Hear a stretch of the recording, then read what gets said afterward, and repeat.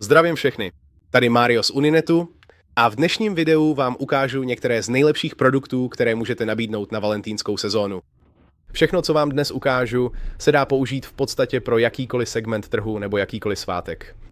Dnešní téma je Valentín, ale svůj design si můžete vždy přizpůsobit jakémukoliv svátku nebo segmentu, na který cílíte. Dnes budeme tisknout dva různé typy produktů. Jeden z nich bude textil neboli oblečení a druhý bude tvrdý povrch. To je prostě jedna z nejlepších věcí na tiskárnách Uninet iColor 560 nebo obecně na tiskárnách Uninet iColor s bílým tonerem, že můžete tisknout na různé povrchy, ať už je to jakýkoliv tvrdý povrch nebo jakýkoliv druh oblečení či látky, můžete na to tisknout. Existuje speciální přenosový papír pro Uninet iColor, který funguje přesně na to. A teď bez dalších okolků se rovnou pustíme do našeho prvního produktu. Než ale začneme, budeme muset nejprve vytisknout naše přenosové archy. K tomu vytisknu několik různých potisků pomocí standardního dvoukrokového přenosového papíru Uninet iColor na textil. Také vytisknu pár různých samolepek pomocí průhledného polyesterového samolepicího papíru iColor.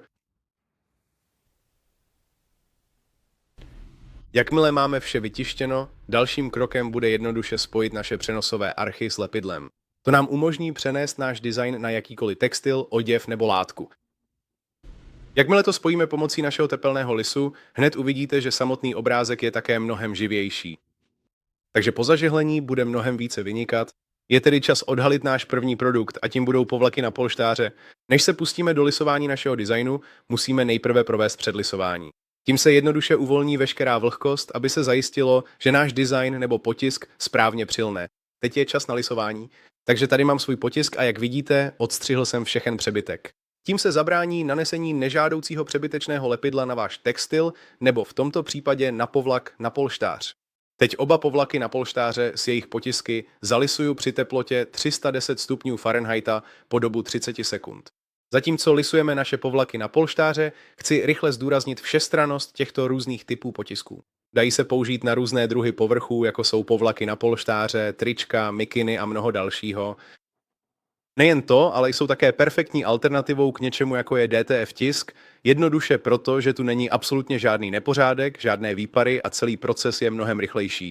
Nyní zopakujeme stejný postup, který jsme právě provedli s našimi povlaky na polštáře, ale místo toho s naším dalším produktem, valentýnským svetrem. Všechna naše nastavení zůstanou stejná, takže není třeba nic měnit a jakmile to zalisujeme, musíme jen počkat, až design nebo potisk vychladne. Jakmile je to na dotek chladné, chceme zvednout jeden z rohů, ale nezvedejte ho příliš vysoko. Místo toho ji držte v poměrně ostrém úhlu a pak dlaní přenosovou fólii odrolujte. Díky tomu bude mnohem snazší odstranit přenosovou fólii, aniž byste omylem roztrhli nebo strhli část samotného designu. Jakmile to máme hotové a nosič je odstraněn, chceme to ještě jednou zažehlit posledním lisováním. Tím se za prvé odstraní veškerý lesk a za druhé to získá příjemný pocit získá to velmi příjemný a měkký pocit na omak. Kromě toho to také zvýší jeho životnost, což znamená, že po vyprání déle vydrží. Další věc, která pomůže designu na oděvu déle vydržet, je jednoduše způsob, jakým tisknete svůj motiv. Když se podíváte na tento kousek a na tento, uvidíte spoustu negativního prostoru. Tento negativní prostor usnadňuje průchod vody samotným oděvem, čímž se zvyšuje jeho odolnost, takže vydrží mnohem déle a je samozřejmě mnohem příjemnější na omak. Tiskárny Uninet iColor s bílým tonerem si také velmi dobře poradí s velmi jemnými detaily, jak můžete vidět na tomto designu. Zde můžete vidět, že je zde spousta malých detailů, spousta malých linek a když se podíváte na text, uvidíte, že všechny menší linky a jemnější detaily jsou velmi dobře viditelné a zcela neporušené. Dobře, takže teď přejdeme k tvrdým povrchům. Další na řadě je náš samolepicí papír. Vytiskl jsem je, jak jste viděli dříve, pomocí průhledného samolepicího papíru iColor.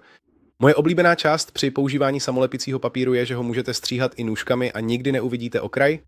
Ale samozřejmě, pokud chcete čistší a přesnější řez, můžete ho vždy spárovat s vinylovým řezacím plotrem, takže nebudete omezeni pouze na průhledný samolepicí papír, ale můžete použít i základní bílý samolepicí papír. Takže pojďme nalepit naši první samolepku. Jen odstraníme podklad a nalepíme ji na horní stranu této šperkovnice. Všichni víme, že na Valentína každý rád dostává šperky, takže možnost nabídnout své šperky nebo jakékoliv dárky v personalizované dárkové krabičce skutečně zvyšuje hodnotu celkového produktu, ale nejen to, zvyšuje to i zážitek koncového uživatele. Samozřejmě, žádný Valentín se neobejde bez romantických svíček.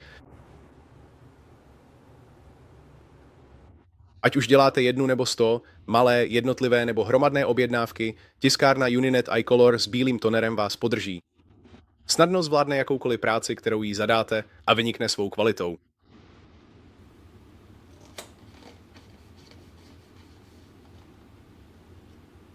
Ne každý používá krabice, takže dárková taška je také perfektní alternativou.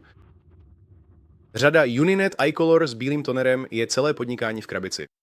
Všestrannost této tiskárny je lepší než u kterékoliv z jejich konkurentů, a to díky všem různým možnostem, které máte k dispozici pro tisk s použitím podtisku i přetisku.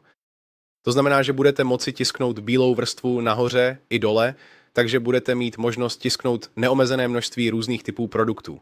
Dokáže také přeměnit produkt za $5 na produkt v hodnotě přes $100 díky své špičkové kvalitě tisku. Pokud jste tedy přemýšleli o koupi tiskárny Uninet iColor s bílým tonerem, právě teď je ta nejlepší doba, jak rozjet své podnikání. Pokud se vám toto video líbilo, dejte mu prosím like a přihlaste se k odběru. Moc vám děkuji za sledování. Jmenuji se Mario z Uninet a uvidíme se zase příště.